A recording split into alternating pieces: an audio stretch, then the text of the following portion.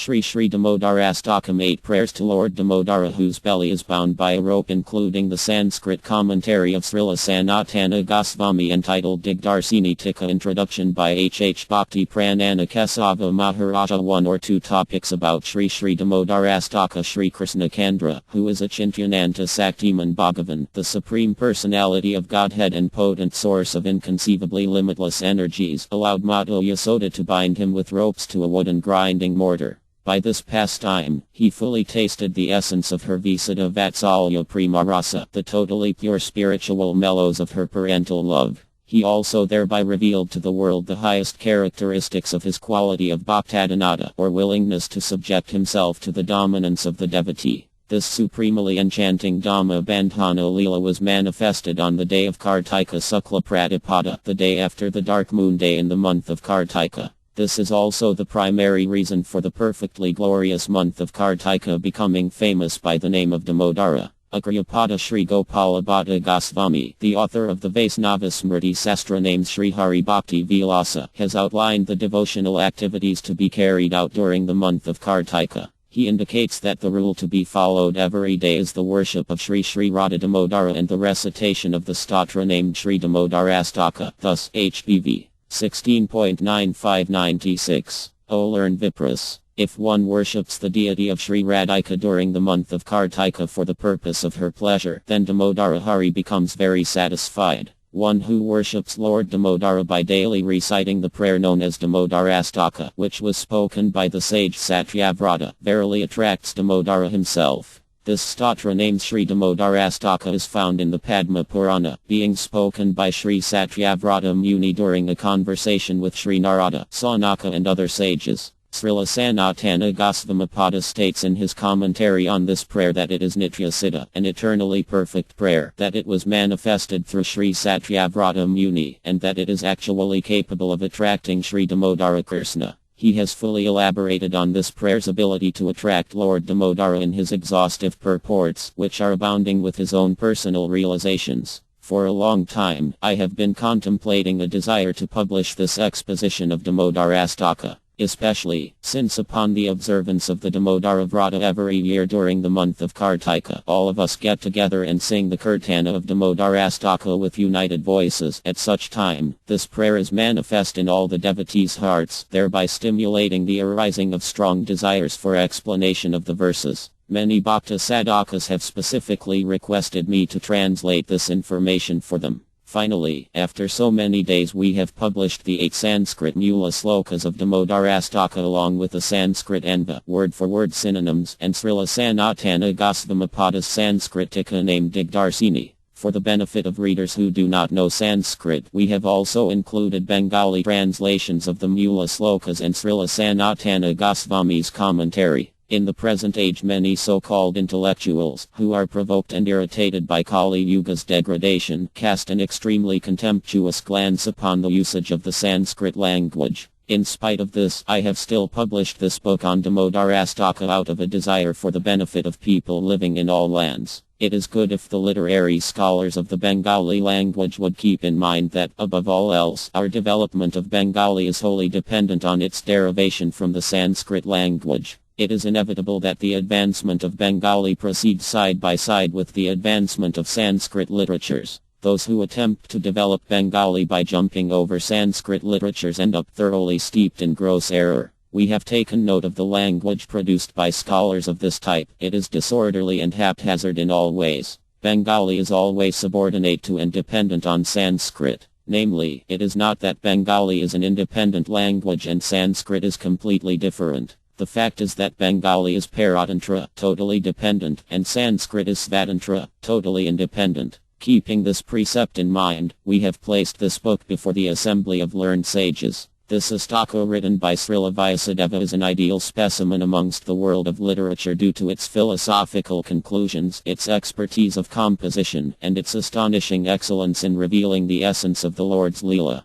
By composing his Tika named Digdarsini with such clear and elaborate details, Jagadguru Srila Sanatana Goswamipada has fully explained the comparative differences of various mellows within the kingdom of sadhana. By that he has proven in all respects the superiority of the Vatsalya Rasa and Madhura Rasa. Sahajiyas unfit to taste Rasa Leela. Regarding the impropriety of discussing Sri Sri Radhakrishna's Rasa Leela indiscriminately here and there, in this way or that, as practiced by the Prakrita Sahajiyas, Goswami has discreetly stated the following at the end of his 8th purport. And finally, at the conclusion of the prayer, the author desires to describe the supreme super excellence of the Rasa Leela and other transcendental pastimes that Lord Sri Krishna performs with Sri Radhika. But since these are the topmost of confidential topics, they are not mentioned directly. The logic of Madhrina Samapayat, all undertakings should be completed sweetly, applies here. Therefore such confidential pastimes are referred to by a mere hint only, as they are offered obeisances in the words Namo Nanta Lilaya, my obeisances unto your limitless pastimes. Because the Sahajiyas are unfit to taste the Rasa Leela, it is not possible to count them amongst the exalted worthy devotees. All we know is, bhakti is transcendental to the 3 worlds. It cannot be brought into the realm of analysis or discussion that is confirmed to the 3 worlds. They think that matter can somehow become spiritually conscious, and that by the power of one's sadhana it is possible to see Bhagavan with one's physical eyes. This is the opinion of the Prakrita Sahajiyas. They say that just as bell metal turns into gold when mercury is added to it, similarly the material body, Prakrita, becomes transcendental, aprakrita, by the power of performing bhajana. They say that at such a time, one obtains the darsana of Bhagavan with one's eyes. Srila Sanatana Goswami has thoroughly refuted these claims of the Prakrita Sahajiyas in his book named Brihad Bhagavatamrita, as well as in his commentary of Sri Damodarastakam named Digdarsini Manasa Darsana o Pratyaksa Darsana, vision of the Lord in the mind versus vision of the Lord with the eyes. In regard to these topics, it is necessary to seriously study Sanatana Goswami's commentaries to the 4th and 6th verses of Damodarastakam. Upon reviewing his discernment of these 2 verses, the Prakrita Sahajiyas think that Gosvamipada is primarily describing Darsana with the eyes, which is dependent on Manasadhyana, Darsana, seeing him within the mind's meditation. But the specific aim of the discussion is this: in Brihad Bhagavatamrita, Gosvamipada eventually does establish the superiority of Gopakumara's Darsana with the eyes, which is dependent on the Darsana that arises from meditation on Brahma. In this, Gosvamipada does not verify Gopakumara's darsana with the material eyes. It is described that only after Gopakumara became situated in the transcendental planets of the spiritual world, Vaikuntha, did he have the Lord's darsana with his eyes. The material senses cannot have any position in the transcendental realm of Vaikuntha. Therefore the direct perception of proximity to the Lord felt by the Gopas and Gopas is in all ways aprakrita, transcendental, and atindriya, beyond the range of the senses. Beholding him is not an affair that is directly perceivable by the mundane senses of the Prakrita Sahajiyas. The observance of Kartika Vrata. Previously I have mentioned that Sri Sri Damodarastakam is to be sung and studied during the observance of Urja Vrata, also called Kartika Vrata or Damodara Vrata.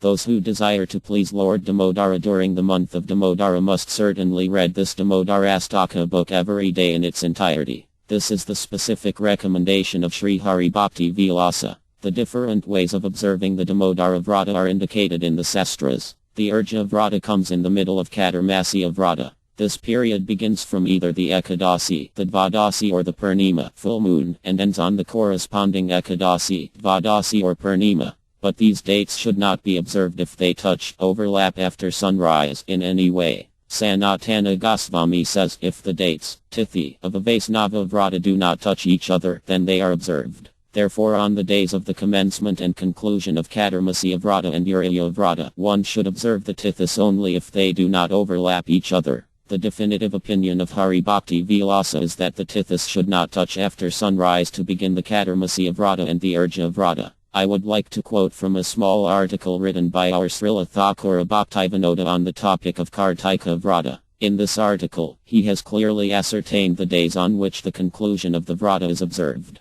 The rule is, devotees who begin their Vrata on the Ekadasi day also conclude it on the last Ekadasi. Similarly, those who begin on the Dvadasi or the Purnima also end on their corresponding days. Bhaktivinoda's article states, the observance of the Kartika Vrata is one of the most important things for the Vaisnavas. In accordance with these words, the Vrata therefore begins on the waxing Ekadasi that comes the day after Vijayadasami in the month of Asvina, and the Vrata will be concluded on Uthana Ekadasi. That vrata which is observed during the month between these two dates is called Niyama Seva. The rules of Niyama Seva are: every day during this month, one must rise upon the last hour of the night, purify oneself and perform the Mangala Arati of Sri Krishna. Then, after bathing in the morning, one should worship Lord Damodara. At night, one should light brilliant lamps filled with either ghee or sesame seed oil and place them in these places: in the Lord's temple, around the base of tulasi plants, and in the sky. During the month of Kartika, one should eat only vegetarian foodstuffs and Bhagavan's prasad remnants. One should renounce excessive eating and sleeping, plus avoid using oil, wine, and bell metal utensils. After honoring prasad, one should hear or recite scriptures headed by Srimad Bhagavatam in the company of Vaisnavas. There should be incessant Harinama Kirtana and Smarana, thus passing the entire month in observance of such regulations. On the final Uthana Ekadasi day, one should fast from everything including water and stay awake all night absorbed in Krishna Katha. On the next day, after first purifying oneself and engaging in Hari Kirtana, one should serve the Lord's prasad to one's most intimate Vaisnava associates, and when they are finished, one may then honor prasad. That day, at the end of the night, the vrata will be completed. The chief aim of observing this Urja Vrata is to please Sri Radha Damodara. Srimati Radharani is called Ursvari, the queen of the Urja Vrata. Only because of this, in order to establish the pleasure of Sri Radha Damodara, the sage Satyavrata Muni uttered, in the 8th verse of Damodarastakam, the words Namo Radhika Vadya Priyai, my obeisances unto Radhika, you most beloved. By this statement, he indicated that the sole activity to be done during the observance of Damodara Vrata is the worship of Sri Radha Damodara. Among the 64 branches of Bhakti followed by our Gaudiya Vaisnavas, we see that the observance of Urja is listed. It is to be understood that one follows the Chaturmasya Vrata completely only if one honors Urja during it. Some devotees are of the opinion, because Chaturmasya Vrata is not listed among the 64 branches of devotion, we will only follow the 1 month long vow of Uraja. We will not undergo the difficulty of observing the entire 4-month-long vow. In this way, those persons who attempt performing bhajana, but who are unaware of the deep meaning of the sastras, thereby remain in the indulgences of indiscipline. Sriman Mahaprabhu himself observed the Chaturmasya Vrata while situated in many different places, and has thereby taught the practice by his own example. We cannot consider such persons, who are unable to follow the instructions that were enacted and preached by Mahaprabhu, to be part of the lineage of pure Vaisnavas. At this point, we would like to mention that the principle of Atmanivdana is listed as one of the 9 types of devotion, which are counted among the 6 types of surrender, Saranagati. Is it understood, then, that by performing Atmanivdana, offering one's soul, the other 5 types of surrender are therefore unnecessary? The ultimate surrender among the 6 processes of Saranagati is Atmanivdana. By this being listed as such, it is understood that engaging in the other forms of surrender are also recommended for the sadhaka. Thus it is accepted that a single sadhana takes the form of several different aspects. Due to the eternal nature of Sri Damodarastakam, it is necessary to study it every day, not only during the month of Kartika or Damodara, but also during the entire 4-month period of Chaturmasya. And what's more, it is actually fit to be studied every day of every month, year after year. Upon the pure chanting of Damodarastakam, Lord Damodara himself becomes very pleased. For this objective, I have especially compiled this volume with great care and attention. During the period when Goswami was composing his Tika, he quoted some conclusions already written in his own Brihad Bhagavatamrita. We have added these verses in the form of footnotes. They are printed with their Mulaslokas along with explicit Bengali translations to facilitate the understanding of the readers. In conclusion, it is my earnest prayer before the Sudha Vaisnavas that they study this book during Chaturmasya or Urja Vrata and attain Preeti, the pleasure of the Lord. Then only will I consider my labor fulfilled. This book makes it possible for them to easily gather so many truths. For that reason, I have made such a humble request. Shri Bhakti Pranana Kesava Shri Damodarastakam Text 1 I offer my respectful obeisances unto that Supreme Lord whose form is composed of eternity, knowledge and bliss, whose earrings swing and play upon his cheeks, who is splendorously manifest in Gokula, who is very fearful of Mother Yasoda, and jumping down from the wooden grinding mortar quickly runs away, who is chased by Yasoda running very quickly after him and is ultimately caught from behind Digdarsini Tika by Srila Sanatana Goswami bowing before Sri Damodar Damodarasvara, who is accompanied by Sri Radha. I now commence my purport of Damodarastaka entitled Digdarsini. In the beginning of the Mula Sloka, the very first intention is expressed by the word Namami, I bow down. Obeisances are thus offered with love and devotion before commencing the description of the Lord's specific characteristics of excellence that are exhibited by his Tattva, Rupa, Leela, Guna and so forth. Also mentioned is the essence of his own divine supremacy as the Supreme Personality of Godhead manifested in Gokula, and also his distinctive features as the origin of all. Furthermore, the word Namami is indicative of an auspicious invocation, Mangalartham. At the start of all functions it is customary to offer respects to Isvara which express an attitude of devotional service unto the Lord. For this reason, obeisances are offered first unto the Lord in this verse. Now the commentator, Sri Srila Sanatana Goswami examines Tattva Visesa, or the excellence of the Lord's truth. Obeisances unto whom? Unto Isvara, the Supreme Controller. Namely, he who is 1. Sarva Sakti Manta, endowed with all potencies, 2. Jagat Ekanatha, the only Lord of the universe, and 3. Nija Prabhu, my own master. In the first instance he is addressed as such in order to obtain the power of Sakti needed to offer the prayer. In the second instance, he is addressed as such to indicate that he is the one and only Lord who is praiseworthy. In the final instance, he is addressed as such to signify the specific nature of bhakti or devotion. How is he manifest? As Saksidananda Rupam, or a form composed of compressed clouds of eternity, knowledge and bliss. This is the statement of his supreme sovereignty in regards to his Tattva Visesa attribute or excellence of truth. Now Rupa Visesa, the excellence of his beauty is described. His distinct excellence of beauty is illustrated as follows. Lasanti, the swinging of his earrings, was manifested when he ran away in fear of Sri Yasoda. Or also, his earrings sport upon his cheeks as a result of his continuously playing in the transcendental pastimes of childhood. Thus, his divinely splendorous face is especially portrayed. Or also, yet another meaning of Lasat Kandalam is due to the Mahasaubhagya or great fortune of personally kissing his divine cheeks. These earrings have attained a position of super excellence above all his other ornaments. And this super excellence also indicates the fortune of the other ornaments adorning his various limbs. Furthermore, Lasanti indicates that these earrings are glistening because they are enriched with the splendorous effulgence of the Lord's bodily complexion. Therefore Krishna's body is the ornament of his ornaments. This is the meaning. Consequently, it is stated by the Gopis in the 10th canto, Bad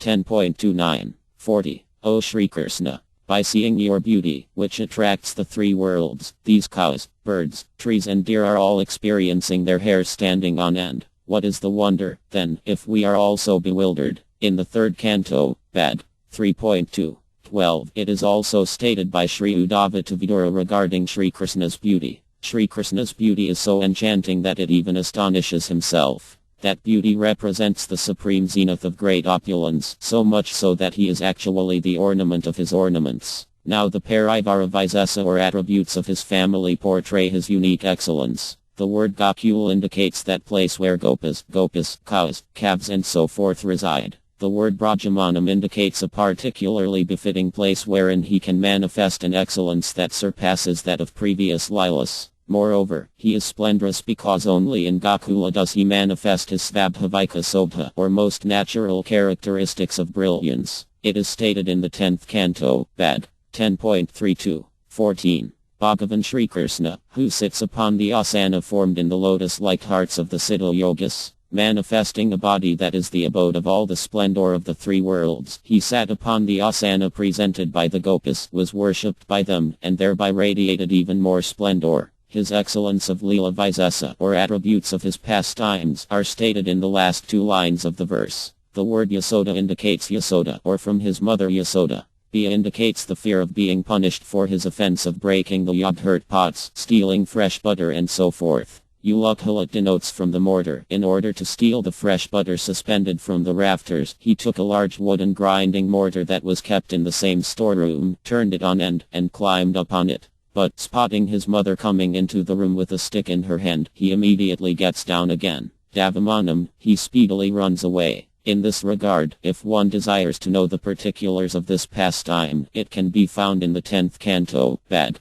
10.9, 8-9, thus. Then Sri Krishna turned the grinding mortar on and climbed up on it and began distributing the fresh butter hanging from the rafters to the monkeys as freely as he liked. Due to knowledge of his own mischievous thievery, his eyes fearfully darted this way and that. Mother Yasoda saw him doing this and slowly crept up from behind to catch him. But he noticed her coming with a stick in her hand, and he quickly got down from the mortar and started running away, just like a person stricken with fear. Even though highly advanced yogis are enabled by the strength of their penances to merge their minds with Brahma, still they cannot get a glimpse of this scene of Yasoda Devi chasing her son Krishna from behind while attempting to catch him. Then, Tato Drutya, she ran very swiftly. Due to the Samasa conjunction, these two words become one. Gopya, by Sri Yasoda, Para Amrstam, catching hold of his back. Here the words Atayanta Tato Drutya, running behind Krishna very swiftly, imply the Saundrya Visesa, excellence of beauty, of Yasoda's full breasts, broad hips and so on, as well as the particulars of her affection for her son.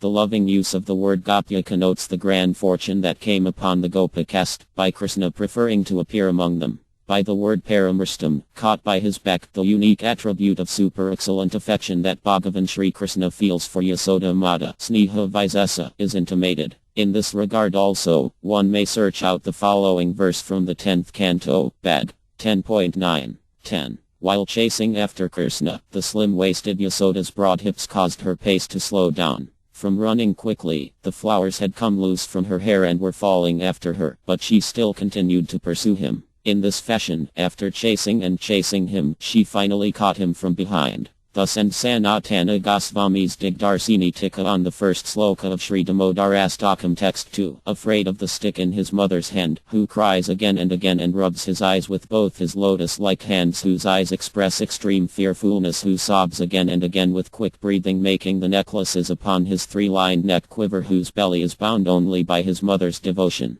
Unto this Damodara I offer my humble obeisances. Digdarsini Tika by Srila Sanatana Goswami. After this, Krishna's Leela Visesa, excellence of pastimes, is mentioned, as confirmed in the Bhagavatam 10.9-11. Thus, Mata Yasoda saw that the mischievous child then cried and cried while rubbing his eyes with his hands, thereby smearing the dark eye-lining cosmetics from them. Krishna saw the stick in her hands, and his eyes became overwhelmed with fright. In this condition, Yasoda seized his hand and proceeded to chastise him in order to instill fear in him. The details of this pastime are now spoken of in the second verse, beginning with Rudantam. Seeing the whipping stick in his mother's hand, and Urihending being struck with it, he behaved as if terrified so that she would see his distress and think he is afraid of being punished. He hoped that by her seeing this attitude of his, she would not hit him with the stick. Thinking in this way, that he would be spared punishment, therefore Karam Tojo Yugmina Nitriyamam Rajantam, he rubbed both eyes again and again with both of his lotus-like hands at the same time.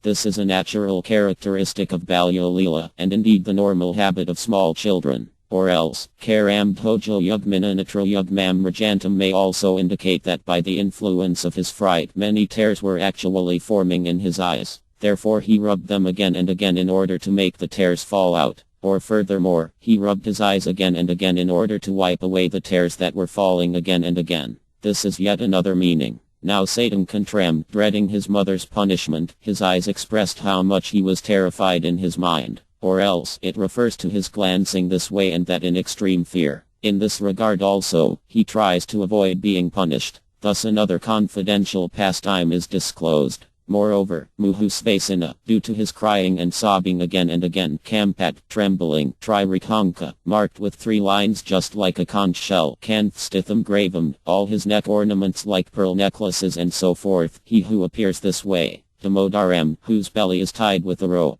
He is described thus in the Bhagavatam 10.9-14. Just as an ordinary mother binds her naughty son, Yasoda Mata considered Sri Krishna to be her own ordinary child and tied him to the grinding mortar with a rope. In stating that knots were tied on the rope both to his belly and to the mortar, this indicates the particulars of Sri Krishna's excellence called Bhaktavasyata, or his quality of coming under the control of his devotees. Bhaktyeva Badam, this refers to he who responds only to bhakti in the following 2 ways. From his mother's viewpoint, he is bound by the loving parental devotion she feels for her son. From his viewpoint, he is bound by his mother's devotion in the form of Bhakta Vasyata. Badam, he willingly accepted the binding, although no rope had the power to bind him. Thus Mother Yasoda eventually collected all the ropes in her household, but upon tying them together the length still came out 2 fingers too short to fit around his waist. This is described in the following slokas from the Bhagavatam 10.9,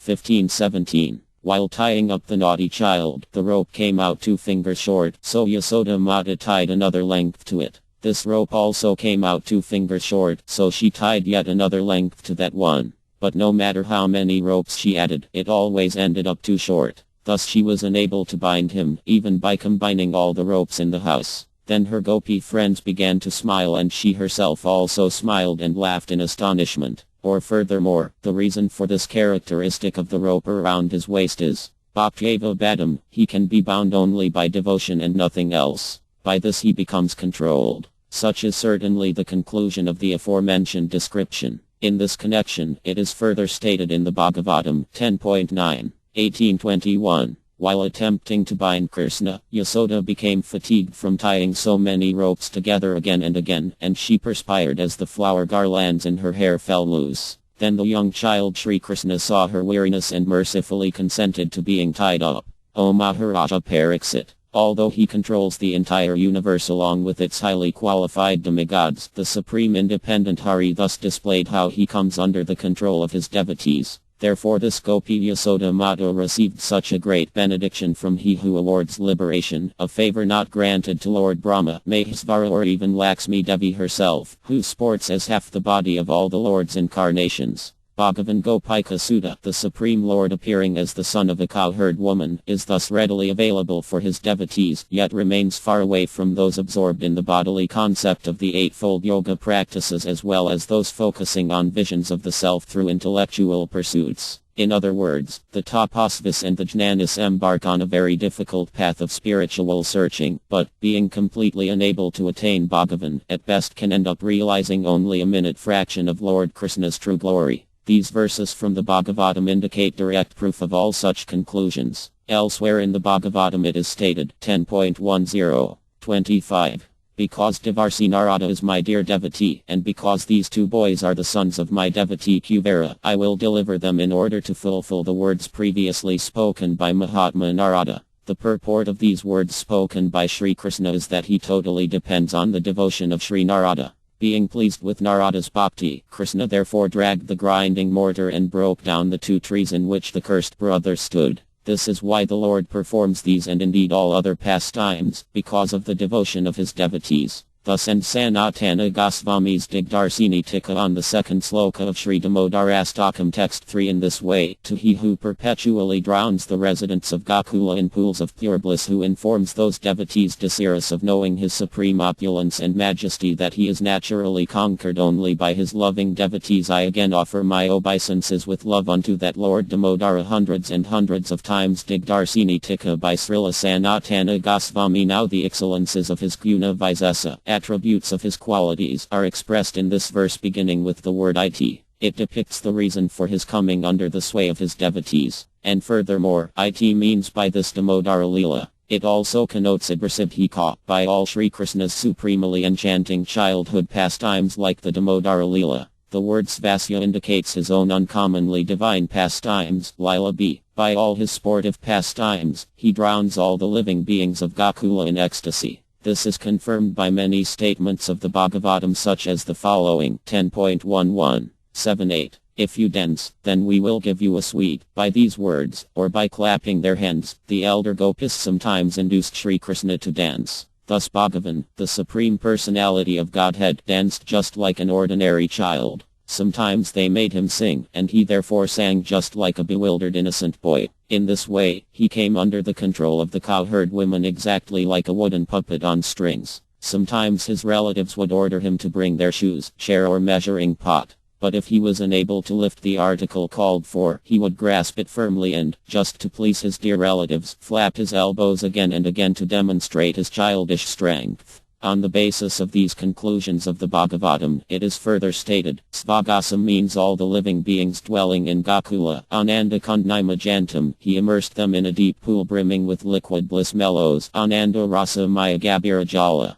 Therefore it is declared in the Bhagavatam verse quoted above. Svanam Pritam Samadvahan. By these actions, he stimulated the complete love of his own dearmost relatives, Preeti. And furthermore, the word Gasa additionally means the loud proclamation of his glories. Similarly, the word Sva also connotes either Svasya or Svanam, that either his own glory or the glory of the Gopas and Gopis is proclaimed by these pastimes. In this mood he personally drowned them all in pools of bliss, Anandakand Nimajantam, and they experienced a very special excellence of supreme happiness, Paramasukha. And furthermore, it is especially noted that Tadayazidajnisu, unto those who are attached to knowledge of the Lord's majestic opulence, Aisvarya, and who worship him accordingly, he declares Bhaktarjitadvam, only in front of his own pure devotees does he become totally submissive, being conquered by their loving devotion. Acupyantam, he has fully displayed this quality for all to see. The meaning is, I willingly become submissive to the control of my servants who are attached to bhakti, but I will never submit myself to those fond of jnana.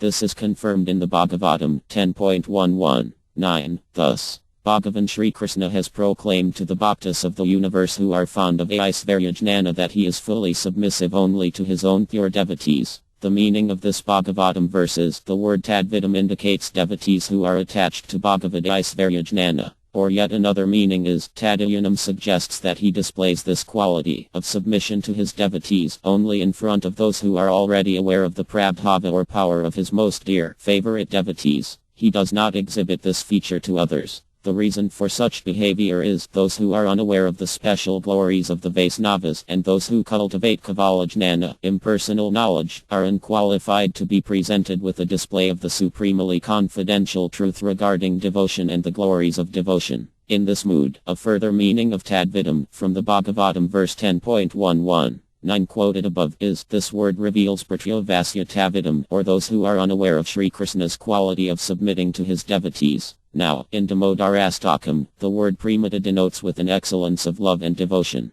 Satavrati means hundreds and hundreds of times. Tem, unto that Isvara, Punavend, I repeatedly offer my respectful obeisances. Therefore the only thing worshipful for me is to offer my obeisances unto the super excellence of the process of bhakti, which brings the Supreme Lord under the control of his devotees. Such a condition can never come about through Aisvaryanana, or knowledge of his divine majesty. This alone is the mood of the devotee offering this specific prayer. Thus ends Sanatana Goswami's Digdarsini Tika on the third sloka of Sri Sri Damodarastakam text 4 He Deva. O Lord, although you are capable of granting any boon, I do not pray to you for liberation, nor for eternal life in Vaikuntha, or for any other benediction Hinatha. O Lord, may your form as a cowherd child forever remain manifest in my heart. Other than this I have no need of anything. Digdarsini Tika by Srila Sanatana Goswami. In this way, continuing the description of the Lord's particular excellences, the prayer progresses with a request that mentions one's cherished desires.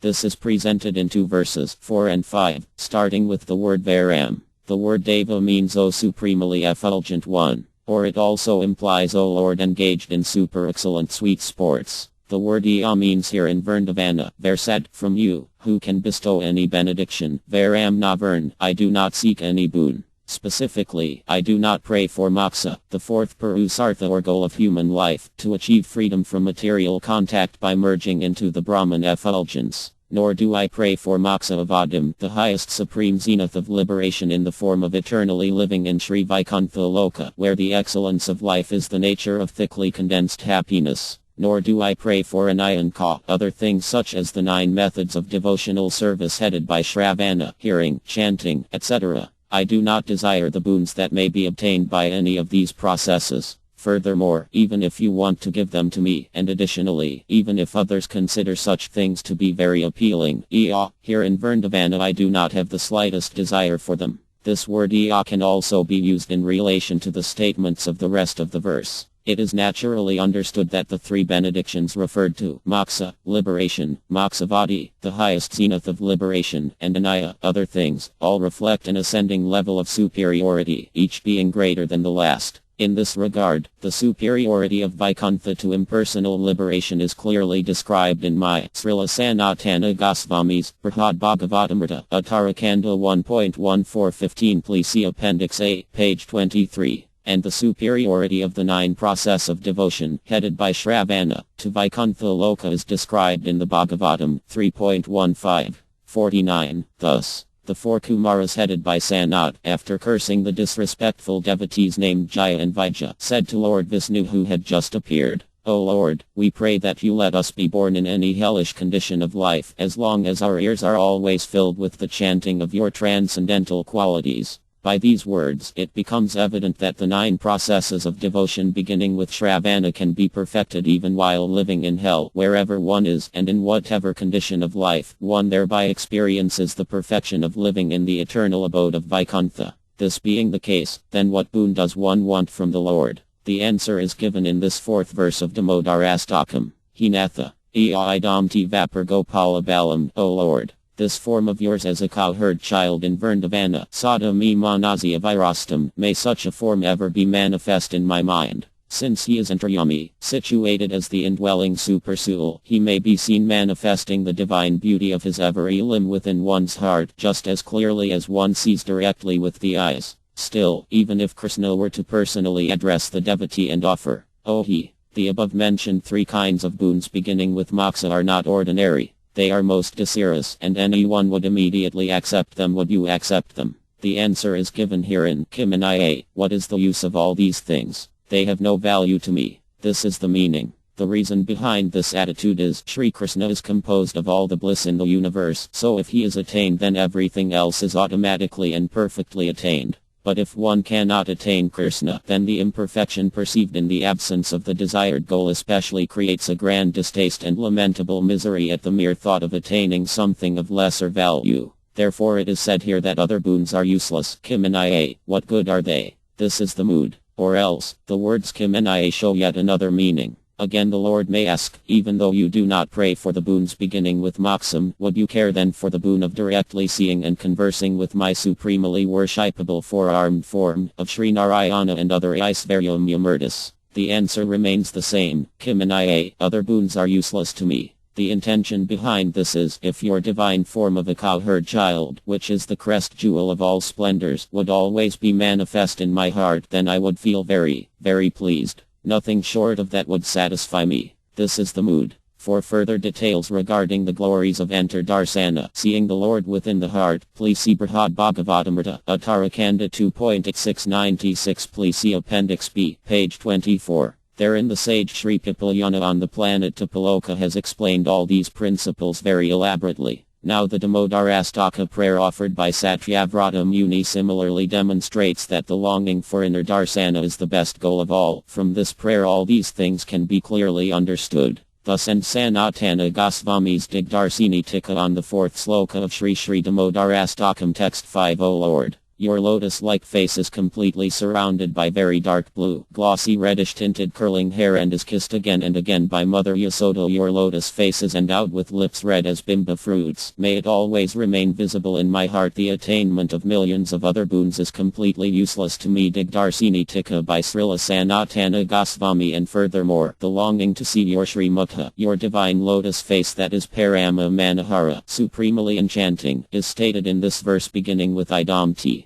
Sometime while one is meditating deeply within and perceives such indescribable beauty and splendor, that is what is revealed in this verse. His face is Prafula Kamalakara, it resembles a fully blossomed lotus flower. Nitila Santapa, Hari, his face is the remover of all kinds of distress. And Paramanandarasa, Maya, and it is pervaded with the supreme mellows of pure bliss. That lotus face, Manasi Muhur Virastam, may it be revealed again and again within my mind. What does that lotus face look like? It is surrounded, Verdam, by curling hair, Kantala, that is very dark blue, Avyakta Nila, glossy, Snigdha, and tinged with red, Rakta. The word Verdam suggests that just as a lotus flower is surrounded with hovering honey bees, similarly the Lord's lotus face is encircled with curly locks that bounce around whenever he moves. The word Gopya, by the Gopi, indicates that his face is kissed again and again by either Sri Yasoda or by Sri Radha. The word Muhu, again and again, is relative to this word Gopya, and it reads properly exactly where it is in the verse. This being the case, may that divine lotus face, Muhas Kumbitam, kissed repeatedly by the supremely fortunate Gopi Mama Manasi, in my mind, Avirastam, may it manifest even once. This is the meaning. Or else, the word sada, always, found in the previous verse carries over to its definitive conclusion in the present verse, thereby indicating may it always manifest. This intention can also be accepted. Finally, that lotus face is especially described thus, Bimba Vadraktadaram, he whose lips are cherry red like the Bimba fruit. If that form is manifest within my mind, I will be fully satisfied. Therefore it is said about Laksalabhe, the attainment of millions and millions of other types of benedictions, Alem, they are of no use to me whatsoever. This is the meaning. This is most definitely the message that is conveyed by the fifth verse. Thus ends Sanatana Goswami's Digdarsini Tika on the fifth sloka of Sri Sri Damodarastakam text 6. Obeisances to you, O Deva, O Damodara, O Ananta, O Vishnu, O Prabhu, be pleased with me. I am sinking deeply into the ocean of tribulations. Shower the rain of your merciful glance upon me who am so pitifully fallen, alas. Kindly exhibit your favor and deliver me, Isa. I am totally ignorant, please become visible to my eyes. Digdarsini Tika by Srila Sanatana Goswami. Now, by the potency of prayer, feelings of spontaneous love arise and one especially craves to have the direct vision of the Lord. In this regard, when referring to topics about Saksat Darsana or direct vision of the Lord, only Sri Nama Sankirtana is the Parama Sadhana or supreme method for this attainment. After fixing his beauty in the mind, one then offers sorrowful prayers by way of Sri Nama Kirtana, as in this verse beginning with Namo. In the text of a Mula Sloka such as this sixth verse, usually the word Tubhyam, unto you, would be found in order to complete the sense of the prayer. But in this case, the excitement of prema causes the reciter to neglect all feelings of our reverence. Therefore, in the mood of being in the personal presence of the Lord, the word Tubhyam is neglected. He Prabho, means he Madhyasvara, O my controller. Offering you my obeisances, I beg, Prasida. This word indicates prasadam, or be pleased with me and show your mercy. The reason for praying is, I am Dukha Jalabdi Magnam, immersed in the ocean of misery.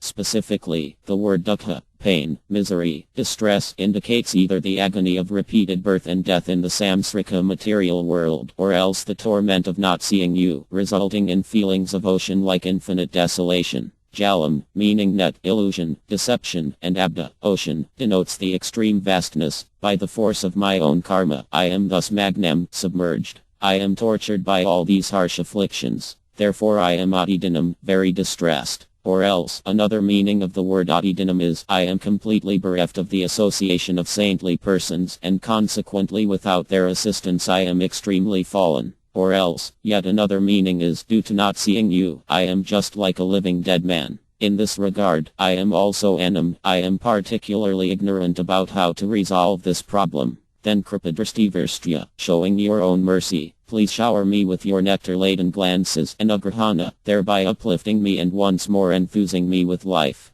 This alone is the purport of the prayer. Then Aksidrasyo Edhi, please become visible before my eyes. Prayers are usually made according to the sequence in which this one is prayed. As such, it is not appropriate in this case to first mention the boon that is being requested, due to its nature of being the topmost of rarely attained benedictions. The glory of attaining the direct vision of the Lord, Saksat Darsana, within the mind is explained very logically by the personal associates of the Lord, Sri Bhagavat Parsada, in the Brihad Bhagavatamrita, Uttarakanda 3.179-182. Please see Appendix C, page 27. From this passage one may gain specific knowledge of these topics. Now the devotional kirtana of the Lord's names, used to address him at the beginning of the Mula Sloka, will be explained. In this sixth verse the word Deva indicates he Divyarupa, O Lord of divine beauty. This beauty is the cause for desiring his darsana. The address of Damodara intimates specifically that he is glorified for his excellence of bhakta vatsalya, or affection for his devotees, up to the point of allowing them to bind him around the waist.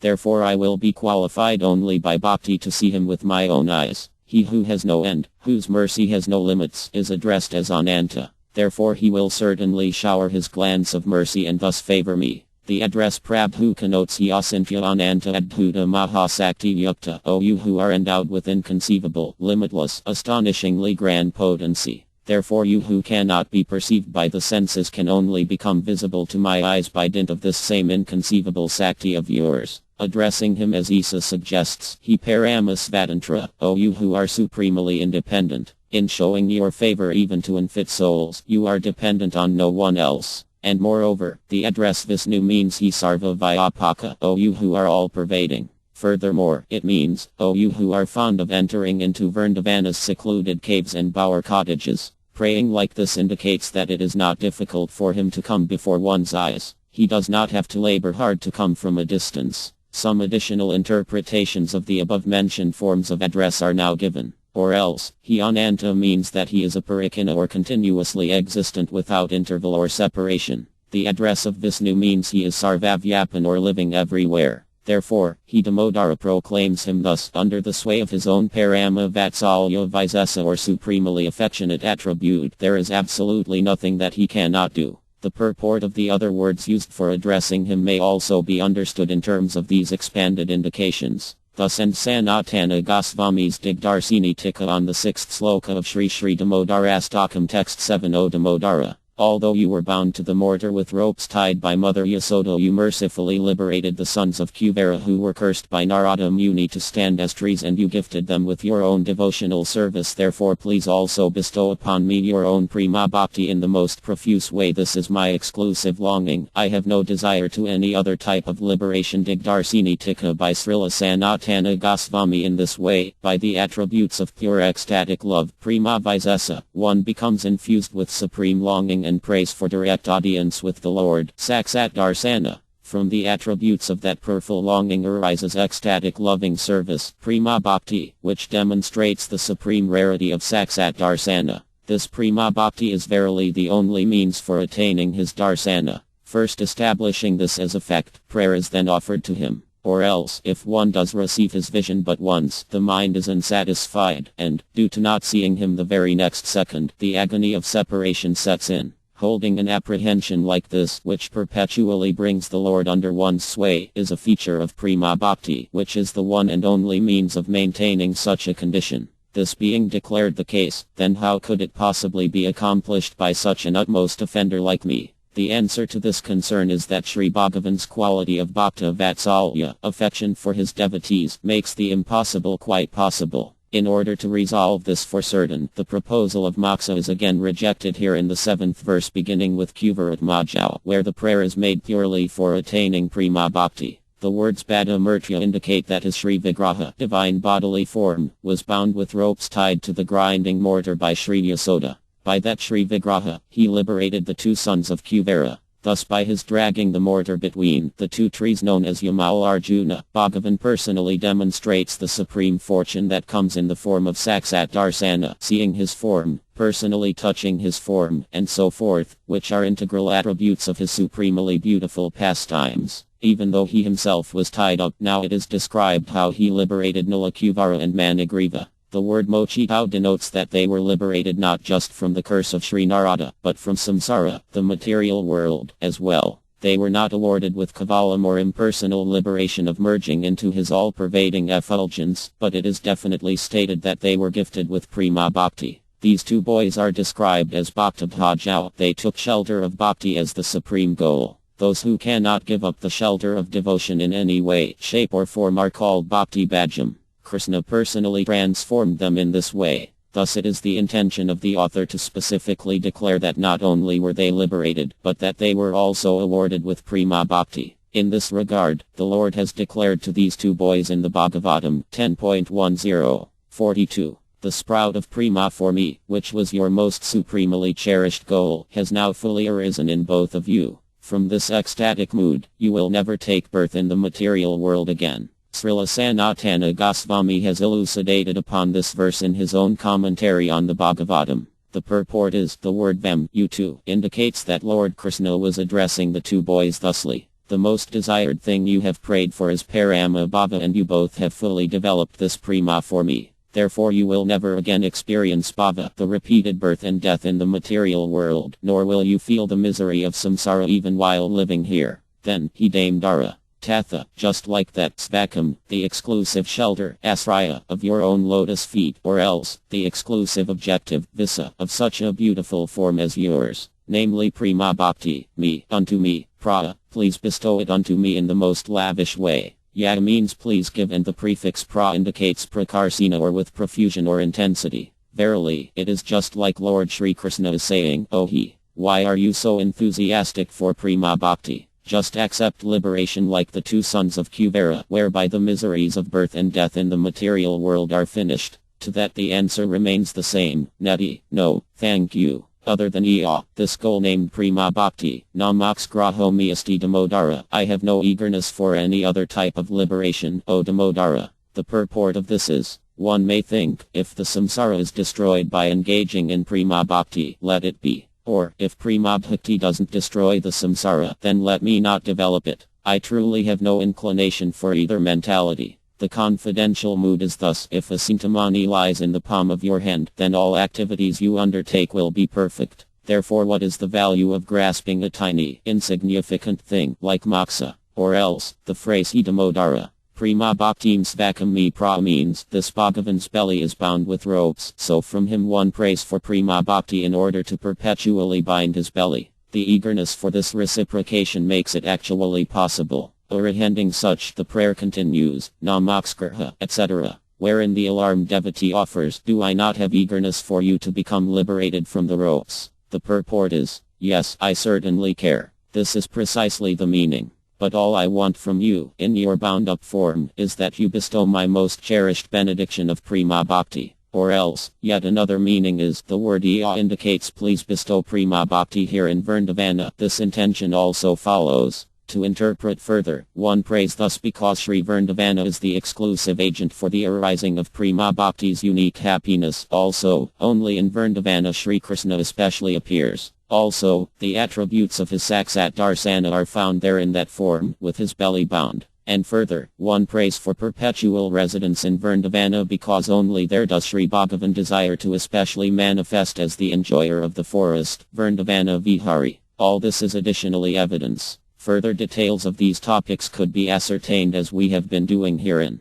Thus in Sanatana Goswami's Digdarsini Tika on the 7th sloka of Sri Damodarastakam text 8 O Lord Damodara, I offer my obeisances unto the exalted rope binding your waist which is the source of splendorously brilliant effulgence. 1. Offer my obeisances unto your belly which is the support of the entire universe. I offer my obeisances unto Radhika, your dear most beloved, and I offer my obeisances unto your wondrous, uncommon pastimes. Digdarsini Tika by Srila Sanatana Goswami. Now at the conclusion of the prayer, in order to summarize the presentation of topics that are being prayed for, and also to arouse the attributes of bhakti, obeisances are given separately unto Bhagavan's unique binding, bodily limbs, associates, and so on. In the verse beginning with Namaste, it is stated Tidam Namostu, I bow to the Mahapasa, the magnificent rope that binds your belly. What is this grand rope like? It is Sphurantya Dipdama, the source or shelter of a splendorous effulgence. In this regard, it is suggested by the author that such a Mahapasa is the very abode of the endlessly radiant, concentrated Brahmatiya, or all-pervading Brahman effulgence. After that, Vadayo Udraya Namostu, I bow to your belly. The reason for this is because while bound with ropes, you especially manifest the beauty and other qualities of your belly as well as the glorious characteristics of Vatsalya Leela and other pastimes. What is that belly like? It is stated Visvasyadama, that belly is the support for all the universes in creation, including all the stationary and moving beings contained therein. From the lotus navel on his abdomen has sprouted a gigantic lotus flower that sustains the 14 worlds. Additionally, during his childhood pastimes in Vrindavana, he bodily displayed the Visvarupa or universal form to his mother on 2 occasions. This is another indication. Therefore, in such a pastime of binding him by the waist, Mother Yasoda bound up the whole universe. Indeed, she brought the entire creation under her control. This is the proclamation. It is never possible to factually bind the all-pervading, limitlessly potent Lord, who is Isa, the supreme controller, but he willingly accepts binding as an attribute of his super-excellent affection for his devotees, Bhakta Vatsalya Visesa. And by that acceptance of binding we are informed that such pastimes are imperceptible to all the logic and reasoning available within all the material universes. This is an intimation of his Aisvarya Visesa or attributes of majesty. The reason for offering obeisances first unto the rope, Dhamma, and then unto the Lord's belly, Udara, is, because the rope is situated upon his belly. Or furthermore, to indicate the ascending superiority in the significance of different things, respects are first offered to the rope, then to his belly. Now, Namo Radhikaye, obeisances are offered unto his beloved, Bhagavati Sri Radhika. This is done in order to show that the mercy of his beloved enables one to fully attain the desired objective, including objectives that are even beyond the range of desire. By offering obeisances unto Sri Radhika, it is implied that obeisances are also being offered unto all the gopis. Or else, since Sri Radhika is the foremost of them all, obeisances are offered only unto her. The word Radhika is used here to denote the attributes and excellence of one who is always engaged in Sri Bhagavan's Aradhana or worship, arranging only for his pleasure. This is the purpose of using her specific name Radhika in this text. Therefore, Tvadya Priya, obeisances unto your beloved. Or else, this name Radhika indicates Radhi. In grammatical terms, it is capable of conveying a meaning not supported by derivation. Therefore, regardless of her aradhana or worship of you, she is still your eternally dear most beloved, Nityapriya. In this connection also, the word Tvadya indicates that not only is she dear to yourself, but to all your other devotees as well. What more, then, could be said about how dear she is to you?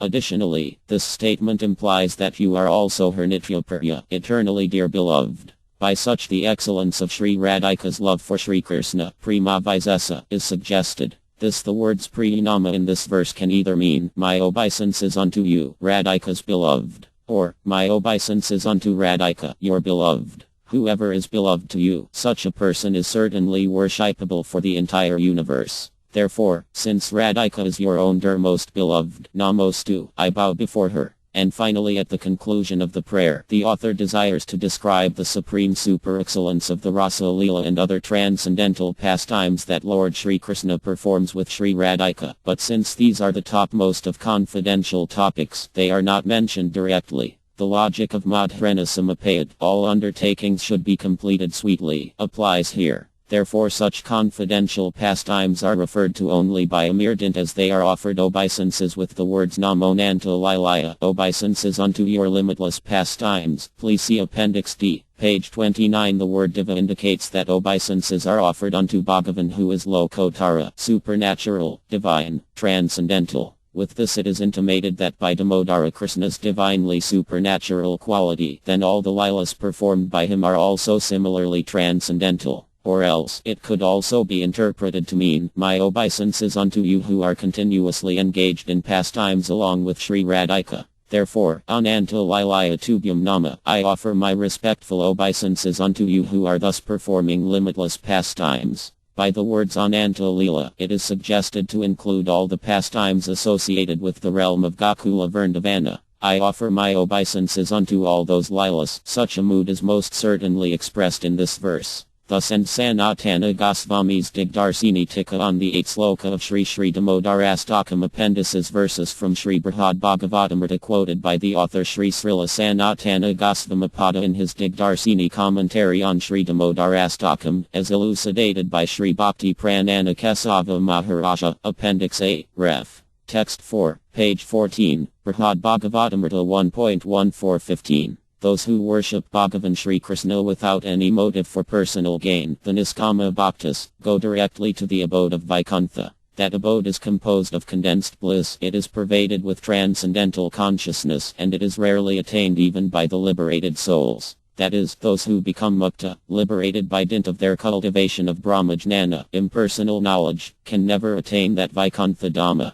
14. Those Niskama Bhaktas who live in Vaikuntha perpetually enjoy the happiness of directly serving the lotus feet of Sri Krishna. They sport along with him in numerous pastimes and thereby become immersed in the ocean of bliss. Compared to the pure happiness felt in performing this seva, such devotees consider Amrita, the nectar of impersonal liberation, to be totally insignificant. Appendix B, Ref. Text 4, page 15, Brihad Bhagavatamrita 2.8696, Fditter's note. The devotee named Gopakumara was wandering throughout the universe, from one planetary system up to the next, in search of the flute-playing Lord. By the power of a mantra given by his guru, he now found himself on the planet called Tapoloka. Surrounded by austere and peaceful Urdhva-Reta Yogindras and Naistika Brahmacharis, his thirst for meeting the Lord face to face grew more and more urgent. Finally, he became very restless for running away to meet Lord Jagannatha in Nilakala. Consequently, the great sage Pippalayyana could read his heart and addressed him as follows, outlining the meditative philosophy of the Jnani Bhaktas thus. Sri Pippalayyana, the son Risabhadeva, said, "Why do you want to leave this Tapoloka, the exalted abode of great sages, to go elsewhere? And why do you wander about, aspiring for the vision of Paramesvara Sri Krishna, who is not perceivable by any of the senses including the eyes?" 86. First concentrate your mind on deep meditation within, and in such a condition you will naturally see the Lord.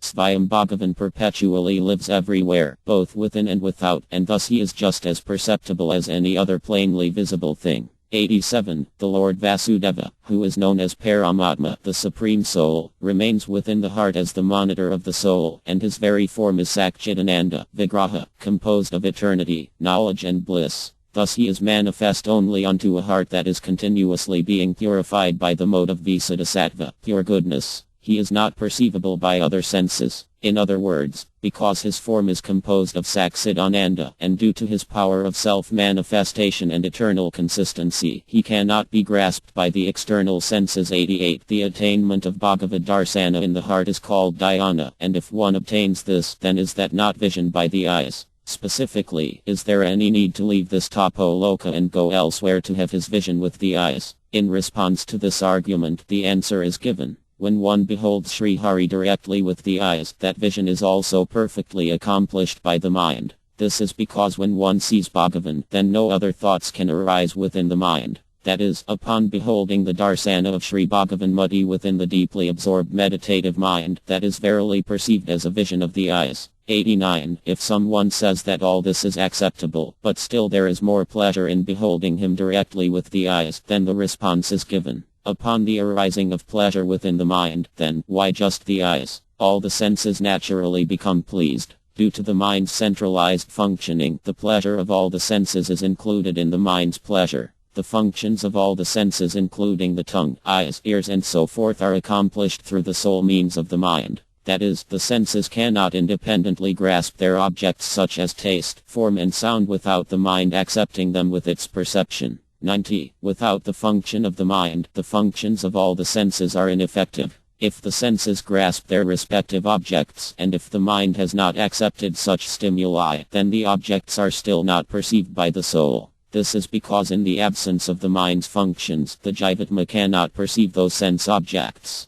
Therefore Bhagavan is manifest within a purified mind's function, Visuddhicittavritti Visesa, that is actual darsana. The vision that is directly perceived by the eyes is not darsana, because he is imperceptible by the functions of the senses. 91. At this, another question may be raised. We have heard that Sri Dhruva, Prahlada and other devotees have seen the Lord with their own eyes. How was that? In answer to this, it is stated, when the Lord sometimes appears before the eyes of his devotee, due to his attribute of Bhakta Vatsalya, extraordinary affection for his devotees, then that vision is actually observed through the mind's eyes. The word kadasit, sometimes, herein indicates that his appearance is not fixed according to some strictly calculable rule. This darsana takes place by the faculty of jnanadrashti, the eyes of knowledge within the functioning of the mind, and not by the physical eyesight. This is because the external senses are fully under the sway of temporary things, being completely incapable of grasping objects whose nature is supremely limitless transcendence.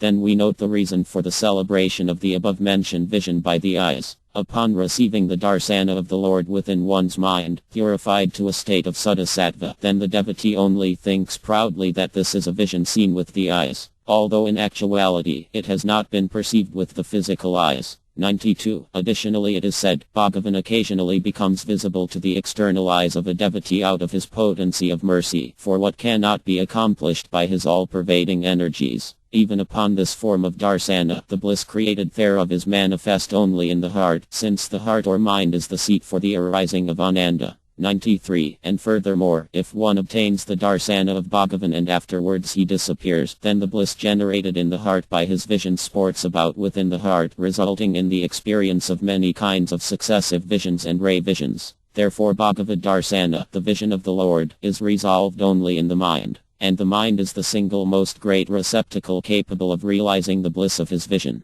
Therefore there is no need of endeavoring to see him with one's eyes. 94. Someone may say, the mind, just like all the other external senses, is also limited to perceiving only temporary material things. Therefore it is similarly incapable of experiencing the darsana of the Supreme Transcendental Bhagavan Murti. The response to this is given. Even though the mind is limited to matter, by the mercy of the Lord, Prasada, the mind can become pure enough to experience the increase of bliss associated with his direct vision, and such a transformed mind gradually expands in its capacity to behold him. Other than the mind, the other senses cannot be elevated and illumined in this way because they are all external. That is, because the purified mind is so subtle, it is actually capable of perceiving the form of spirit. This principle is well known, that upon obtaining the form of something seen in the mind's eye, one experiences the arising of knowledge of that thing. None of the other senses have this property. This is because they are external, very dull and bound by strict material limitations. 95. One may say, it is accepted that darsana in the mind is superior to seeing with the eyes, but it is only possible to enjoy the bliss of conversing with Sri Bhagavan about the requesting and granting of boons during the time of seeing him with one's eyes. This question is resolved thus. When the transparent mind becomes absorbed in uninterrupted meditation and Sri Bhagavan becomes visible in the heart, then that vision is just like the direct sight of the eyes. At that time, Prabhu, the Lord of all potencies, is very pleased and shows his special mercy in bestowing the requested boons of his Jnani Bhaktas. The chief witness who bears testimony to this process is Lord Brahma, who was burned from the lotus.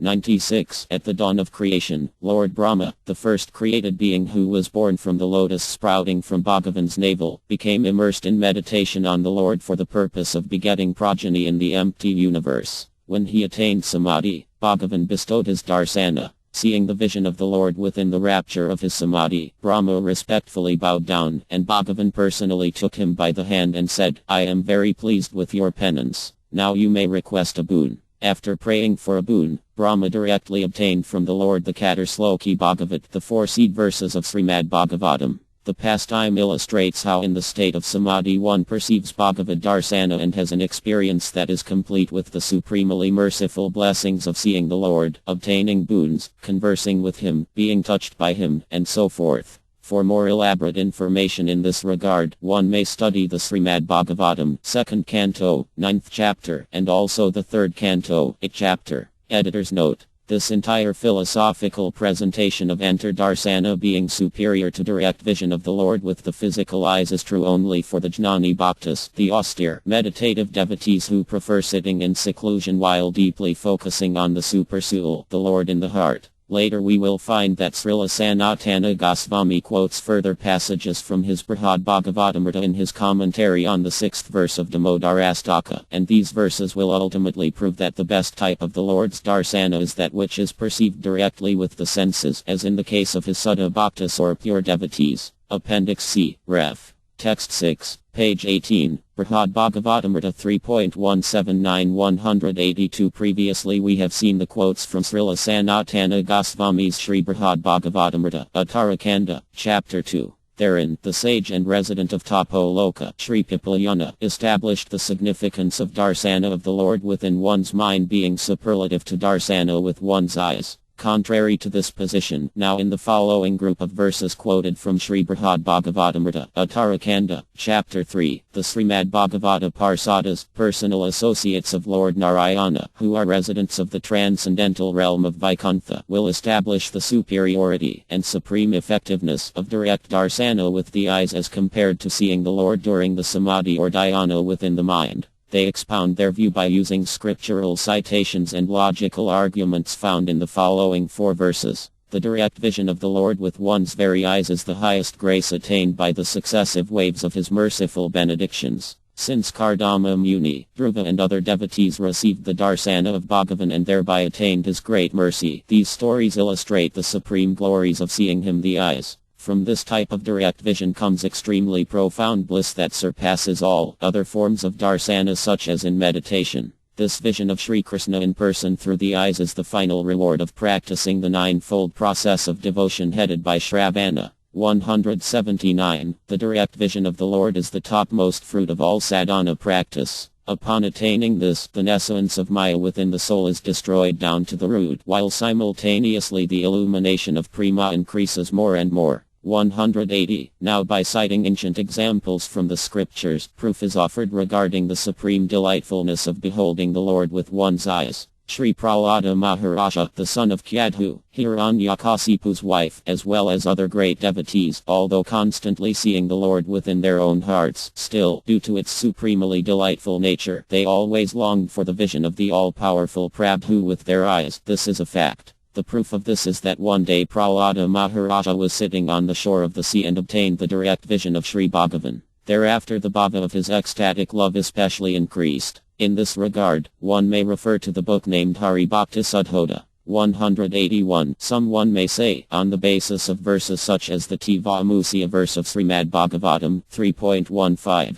44, that when the four Kumaras headed by Sanaka were directly beholding Sri Bhagavan, they turned their eyes upward to see his smiling lotus face, and then they cast their eyes downward to see the splendor of his toenails. At this, since the eyes and all the other senses are bound by limitations and are incapable of grasping the beauty and splendor of all his limbs at the same time, therefore the four Kumaras closed their eyes and meditated upon his entire body from head to toe. This example portrays how the sages prefer the process of dhyana, meditation within the heart, over that of direct vision with the physical eyes. Therefore is dhyana superior to direct vision. In answer to this, the Krishnaya verse, 182, is given now in order to establish the relative greatness of the different forms of Bhagavan Mrti Darsana. In ascertaining this, all arguments opposing the supremacy of direct vision of him with the eyes are settled conclusively. Sometimes it happens that when someone attains the direct darsana of Sri Krishna, their eyes close as the other senses become inert. When this occurs, it is not because they are meditating on him within.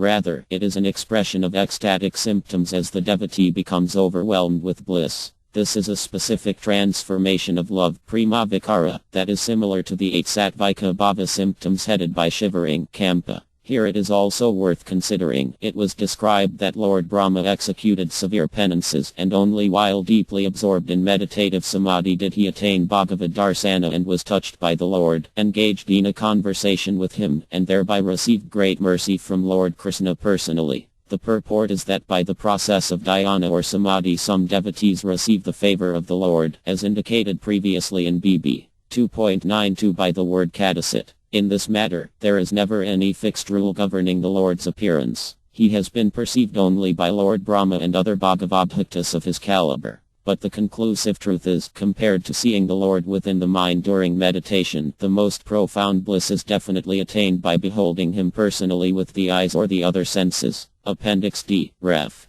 Text 8, page 22, footnote by Tridandi Swami Bhakti Pranana Kesava Maharaja. The statement Namo Nanta Lilaya is usually understood to mean obeisances unto Ananta Lila Bhagavan Sri Krishna, or he whose pastimes are limitless. But Srila Sanatana Goswami looks toward the esoteric intention of Satyavrata Muni and also according to his own mood of realization has revealed a very confidential purport. Thus, obeisances unto Sri Rasa Lila. The word ananta indicates that which has no end, namely perpetual, inexhaustible, countless, and so forth. In the expression lilaya, the word lila is of the fourth case ending in the singular number, in conjunction with the word nama. The derivation of lila is li-la lila. The meaning of the word li is to embrace, and the meaning of la is to accept. Therefore, the word lila is indicative of that sportive pastime in which Lord Krishna accepts the embraces of the gopis. Thus it is understood to mean in this context that obeisances are being offered unto the Rasa Lila and other associated pastimes. For this reason it is stated Ananta Lilaya. And as Srila Sanatana Goswami has written in his Tika, it is suggested to include all the pastimes associated with the realm of Gokula Vrindavana. I offer my obeisances unto all those lilas. Such a mood is most certainly expressed in this way.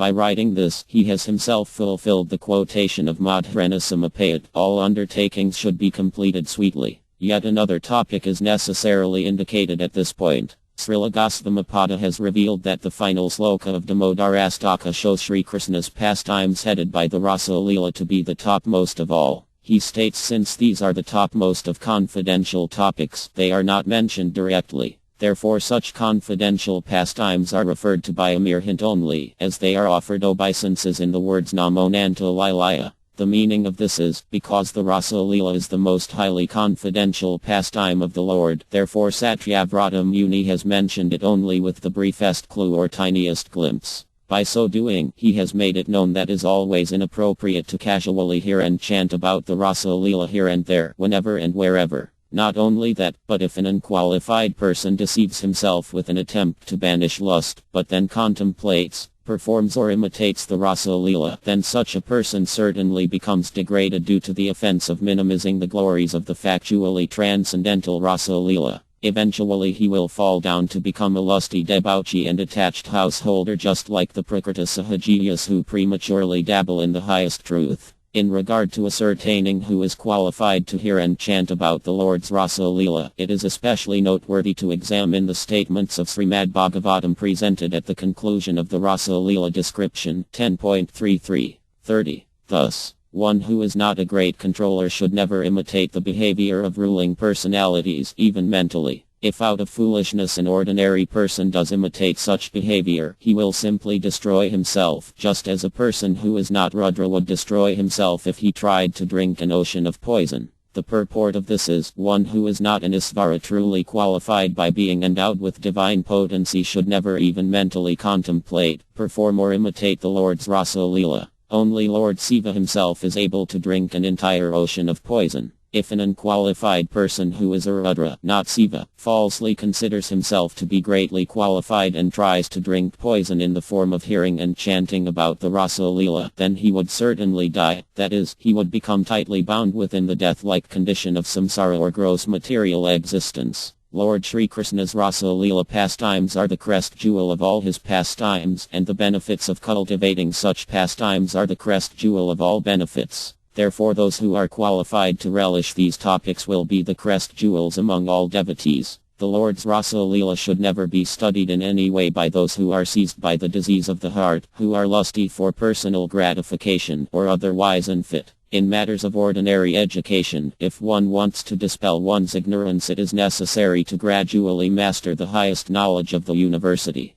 But a beginning student or someone of little knowledge is never admitted prematurely into the highest class. Similarly, it is never appropriate to give instructions about the most elevated topic, the Rasa Leela, to persons of little knowledge who are simply attached to the external bodily senses. Appendix E Shri Damodarastakam from Songs of the Vaisnava Acharyas. Note. Below is the translation found in the first ISKCON song book, published in 1974. It had some slight inaccuracies in the interpretation, and consequently the translation was technically overhauled and revised for the 1979 Blue edition of Songs of the Vaisnava Acharyas. Herein we have included the original version for nostalgia's sake. It is very sweet, and this is the way we heard it every night during the month of Kartika by Visnuyana Swami. 1. To the Supreme Controller, who possesses an eternal form of blissful knowledge, whose glistening earrings swing to and fro, who manifest himself in Gokula, who stole the butter that the gopis kept hanging from the rafters of their storerooms, and who then quickly jumped up and ran in retreat in fear of Mother Yasoda but was ultimately caught. To that Supreme Lord, Sri Damodara, I offer my humble obeisances.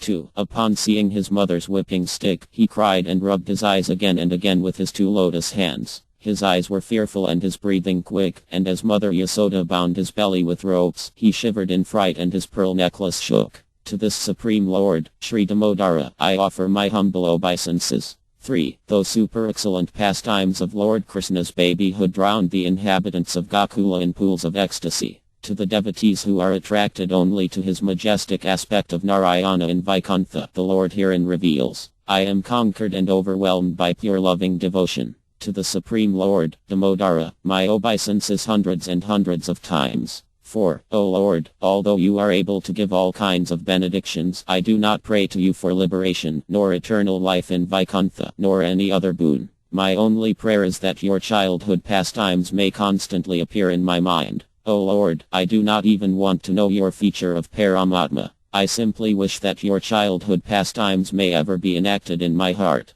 5. O Lord, the cheeks of your blackish lotus face, which is encircled by locks of curling hair, have become reddened like bimba fruits due to Mother Yasoda's kisses. What more can I describe than this? Millions of opulences are of no use to me, but may this vision constantly remain in my mind. 6. O unlimited Vishnu, O Master, O Lord, be pleased upon me. Am drowning in an ocean of sorrow and am almost like a dead man. Please shower the rain of mercy on me. Uplift me and protect me with your nectar and vision. 7. O Lord Damodara, in your form as a baby mother Yasoda bound you to a grinding stone with a rope for tying cows. You then freed the sons of Kuvera, Manigriva and Nilakuvara, who were cursed to stand as trees, and you gave them the chance to become your devotees. Please bless me in this same way. I have no desire for liberation into your effulgence. 8. O Lord, the entire universe was created by Lord Brahma, who was born from your abdomen, which was bound by a rope by Mother Yasoda. To this rope I offer my humble obeisances. I offer my obeisances to your most beloved Srimati Radharani and to your unlimited pastimes.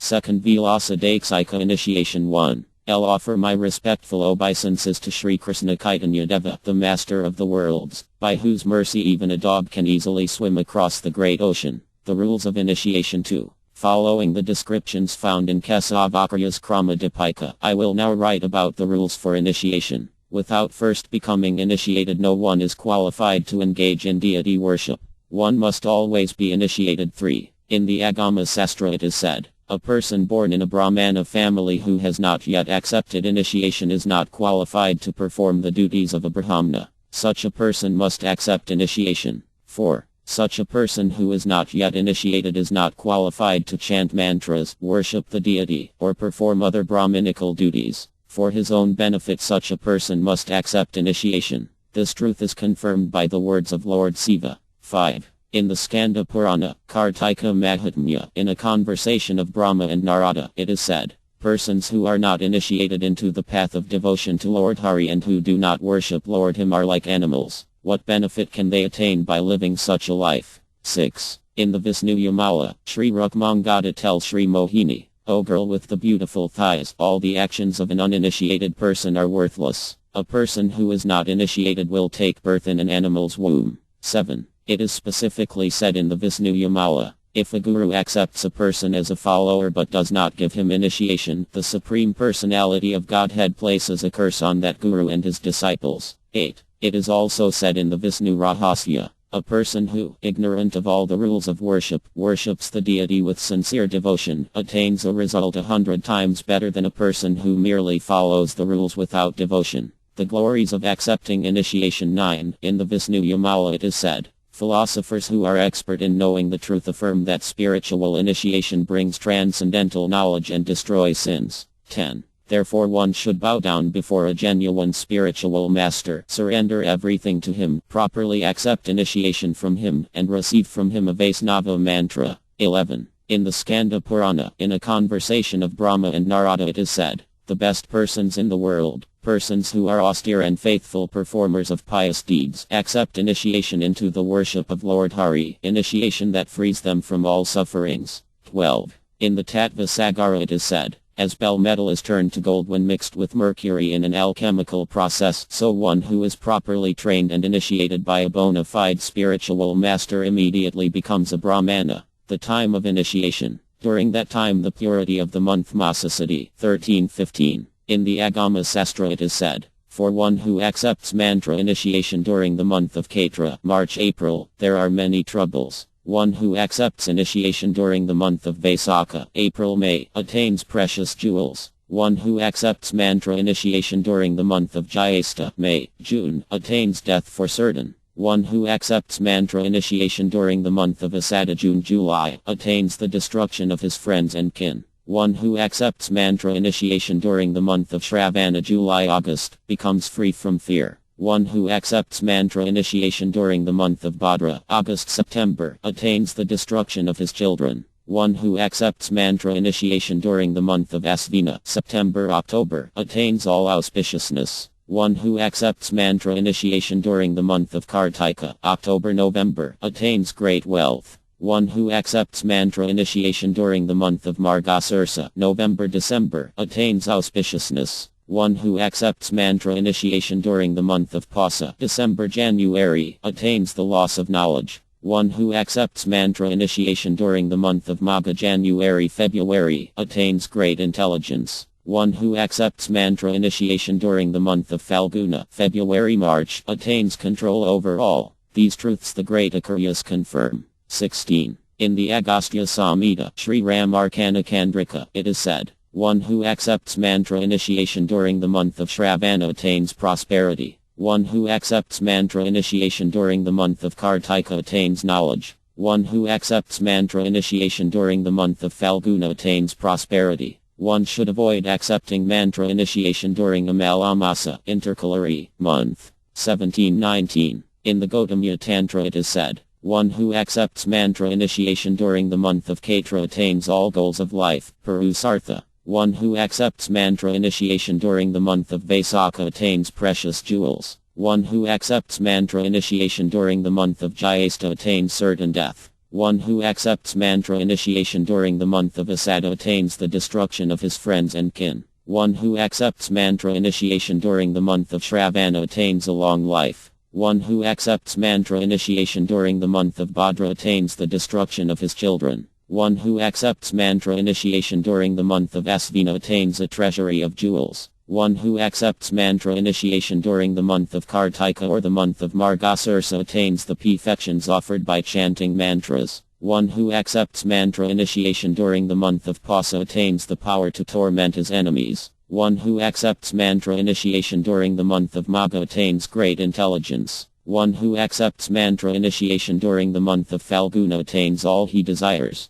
One should avoid accepting mantra initiation during Amalamasa intercalary month. 20. In the Skanda Purana, in a conversation of Sri Rukmangada and Sri Mohini it is said, when it is performed during the month of Kartika, spiritual initiation becomes like a sword that cuts the cycle of repeated births. Therefore one should endeavor in every way to accept initiation during the month of Kartika. 21. There is no disadvantage in accepting during the month of Kaitra initiation into chanting the Gopala mantra. Learned philosophers recommend accepting that kind of initiation at that time. Purity of the day of the week, Varasuddhi. 22. One should accept initiation on Sunday, Thursday, Monday, Wednesday, or Friday. Purity of the stars, Nakshatra Suddhi. 23. In the Narada Tantra it is said, Rohini, Shravana, Ardra, Dhanasta, Pusya, Satabhisa, and Uttaratra are said to be auspicious when one accepts initiation. 24. In the scriptures it is also said, one should accept mantra initiation or perform an abhisika during the times of the stars Asvini, Rohini, Svati, Visakha, Hesta, Jyesta, or Uttaratra.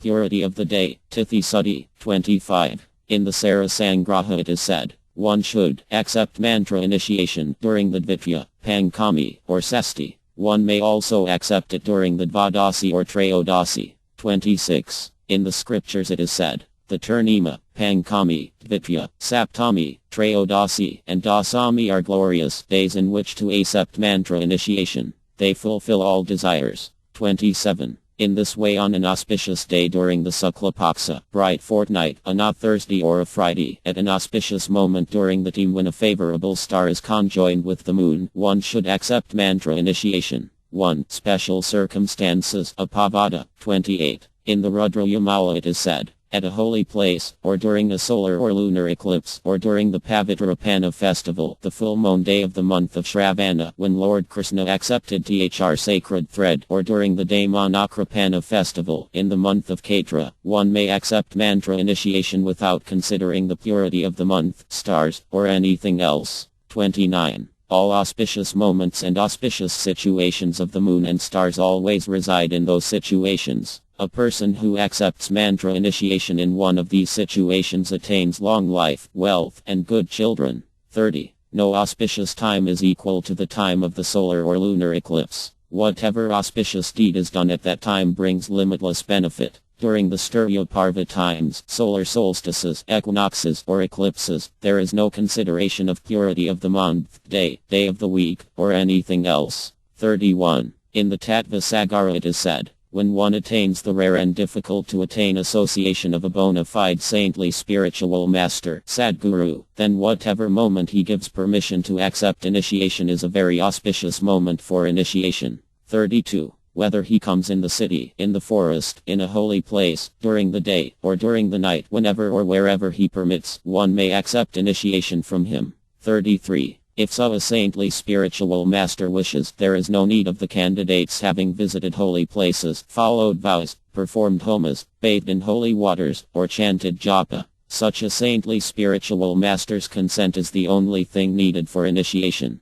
Construction of the pavilion, Mandapan or Manaviti. 34. There are 4 kinds, Kalavati, Kriyavati, Varnamati, and Vedhamati, of initiation. Kalavati initiation will now be briefly described in this book. 35. After cleansing the area and worshipping the Vastu Devata Demigod, one should construct a pavilion 7 cubits in size, a pavilion with a charming altar, Vedi. 2. 36. The pavilion should have 8 flags, 4 entrances, an archway of xera trees. It should be opulent with a triple rope. It should be surrounded by a kusa garland. 3. Constructing the kunda. 37. In that place, facing north, an intelligent person should construct a kunda 24 fingers in size, a kunda with 3 methalas, belts, and 4 corners. 38. That person should dig up 3 methalas. Outside that dug up area he should create a kantha neck, 1 finger in size. 39. The first methala should be 4 fingers in size, the second 3 fingers, and the third 2 fingers. 40. In the west, above the third methala, he should construct a yoni.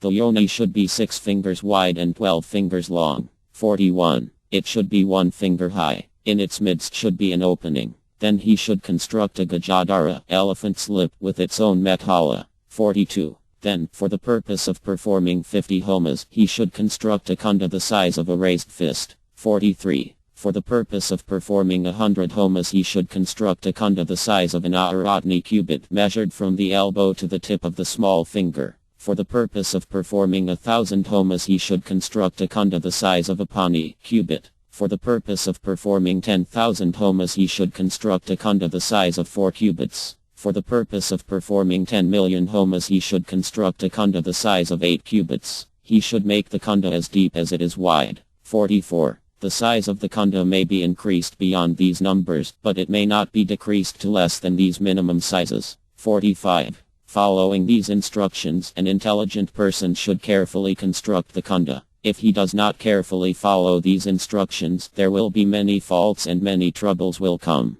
46. The Tantrikas explain, when these instructions are followed, the construction of the kunda brings the fulfillment of desires. If these instructions are not followed, the bundle will bring many troubles. 47. Therefore a person who desires auspiciousness will strive to follow these instructions. If the homa will be brief, the area of the homa may be only 1 cubit. 48. In the Harita Sastra it is said, a person who makes the kunda too small will not live a long life. He who digs the kunda too deeply becomes diseased. His prosperity is destroyed. One who makes the kunda crooked will suffer. One who breaks the methala will die. 49. One who makes the methala too small will lament. One who makes the methala too large will lose his cows. One constructs a kunda without a yoni will lose his wife. One who constructs a kunda without a kantha will lose his wealth. 50. The size of the angali, finger, is described in these words. Fight barley corns placed lengthwise, or 3 grains of rice are the measurement of 1 angali, a measurement that is taken in the middle part of the finger. 51. More detailed descriptions of all this, as well as descriptions of the shruk, shruva, and the various rituals employing them may be found in other books. Fearing this book will become very large, I will not write of them here. The initiation circle, Diksha Mandala. 52. The mandapa, pavilion, should be sprinkled with panka gavya and scented water. Then the Diksha Mandala, initiation circle, should be drawn on the top part of the Vedi altar. 53. In the middle of the Vedi should be drawn an 8-petal lotus. Outside the lotus should be drawn 3 virtas, circles. Then should be drawn the races, the signs of the zodiac. Then should be drawn a pitha, throne, with 4 feet, katuspada. 54. Outside that should be drawn 4 vithas, pathways, going in the 4 directions. Around all this should be drawn a graceful square with 4 doorways. Diksanga Paija worship. 55. After performing his morning duties, the spiritual master should place before the completed mandala conch shell and various articles of worship. In the beginning, placing of the kumta, water pot. 56. First one should worship the spiritual masters and gain essa. Then one should place in the midst of the lotus drawn in the mandala unhusked rice, sali, husked rice, tanjula, and kusa grass. 57. Over the kusa one should chant the mantra of the 10 flames and the mantra beginning with the word Ya. Then one should offer worship, chant the syllable Orn, and place the kumbha. 58. The 10 flames are given in these words: Damrarsi, Uzma, Jvalani, Jvalini, Visfulingini, Susri, Suripa, Kapila, Kavyahava, and Kavyahava are the 10 flames. 59. Then, chanting in the proper sequence, Anuloma, the mantra beginning with the syllable Ka and ending with the syllable Tha, and then chanting in the reverse sequence, Viloma, the mantra beginning with the syllable Ba and ending with the syllable Da. One should place the 12 parts, Kala, of the sun in the kumbha and then offer worship. 60. The 12 parts of the sun are described in these words. The 12 parts of the sun are Tapani, Tapani, Damra, Brahmari, Jvalini, Ruchi, Susumna, Bhagata, Visva, Badini, Drini, and Ksama. 61. Chanting the Mdila mantra, one should then place in the kumbha white flour, sarkara, gold, jewels, kusa grass, and rice grains mixed with water. 62. Then one should properly fill the kumbha with pure water from a holy place. Placing in the water the mantra for the 16 phases of the moon, one should then offer worship. 63. The 16 phases of the moon are named in these words: Amrita, Manada, Pasa, Tusti, Pusti, Rati, Dirti, Sasini, Kandrika, Kanti, Jayatsna, Shri, Preeti, Angada, Parna, and Parnamrita are the 16 phases of the moon. 7. Placing the conch shell, Sankastapana. 64. Into the conch shell filled with pure water one should place the 8 fragrances. After one by one invoking the presence of the kalas, the parts of the fire, sun, and moon previously described, one should worship the prana pratistha, the basis of life. 65. The 8 fragrances are described in these words: Usira, Kunkuma, Kusta, Balaka, Agaru, Mura, Jatamarnsi, and Kandana, Sandal, are the 8 fragrances pleasing to Lord Hari. 66. Some other authorities say the 8 fragrances are Kandana, Karpira, Camphor, Agaru, Kunkuma, Rokana, Kakola, Kapi, and Jatamatisi. 67 and 68. From the letter A in the sacred syllable Om, the 10-syllable mantra beginning with Ka is born. From the letter U in the sacred syllable Aur, the 10-syllable mantra beginning with Tha is born. From the letter M in the sacred syllable Aten, the 10-syllable mantra beginning with Pa is born. From the letter Tn in the sacred syllable Aurn, the 4-syllable mantra beginning with Sa is born. With the 16 svaras one should place the 16 parts of the letter Th in the conch shell. 69. Shirsti, Irti, Smrti, Medha, Kanti, Laxmi, Dirti, Stira, Stiti, and Siddhi are the 10 parts, Kala, born of the letter A in the sacred syllable Om. 70. Jara, Palini, Santi, Isvari, Rati, Kamika, Vrata, Hladini, Preeti, and Dur are the 10 parts, Kala, born of the letter U in the sacred syllable Ot. 71. Tiksna, Radra, Nidra, Tantri, Ksut, Kridhani, Kurya, Utkari, and Mrityu are the 10 parts, Kala, born of the letter M in the sacred syllable Om. Prita, Svita, Runa, and Asita are the 4 parts, Kala, born of the letter I, Bindu, in the sacred syllable Otten. 72 and 73. Nivriti, Pratistha, Vidya, Santi, Indika, Dipika, Rochika, Mochika, Sixmamrita, Jnana, Anana, Apayani, Vyapini, and Vyamripa are among the limitless parts born from the leader Tn, Nada, in the sacred syllable Oth. 74. One by one should perform nyasis of all these parts, Kala. One should chant these names, placing each one in the dative case and following each one by the word Nama, obeisances. 75. After performing the prana pratistha and after the avhana invocation, one should recite the 5 hymns from the RG Veda. Then one should worship the kalas, portions of the sun, moon, and fire. 76. The 5 hymns from the RG Veda are, in proper sequence, the hymns beginning Harnsa Suchasad, Pratid Visnu, Triambakam, Tatsavitu, and Visnur Yonim. 77. Chanting the Mila mantra, one should then pour the conch shell water into the kumbha. Then one should cover the kumbha's mouth with sakravali leaves, mango leaves, or other like leaves. 78. Over this one should place a lid decorated with flowers and other things. Then one should coil 2 strips of cloth around the kumbha. Then one should decorate the kumbha.